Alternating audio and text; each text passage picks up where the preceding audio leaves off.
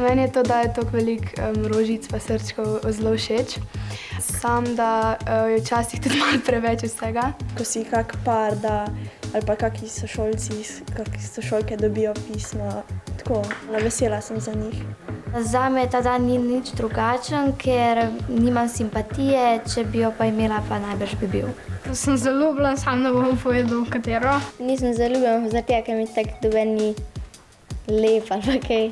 Fajn je pač, da se lahko izraziš, nekaj napišeš na list, kar drugače ne moreš povedati, ker te je preveč strah. Ponavadi pošljem sporočilce kakšen prijatelj, tako da jih spodbudim. Ljubezni ali pa simpatiji pa ne pošljem zaradi tega, ker mi je malo neroden. Napišem ga staršem, ker mu s tem hočem pokazati, kako jih imam rad. Gregorjevo mi je pa nekaj podobnega kot Valentinovo in sam, da je slovenski praznik.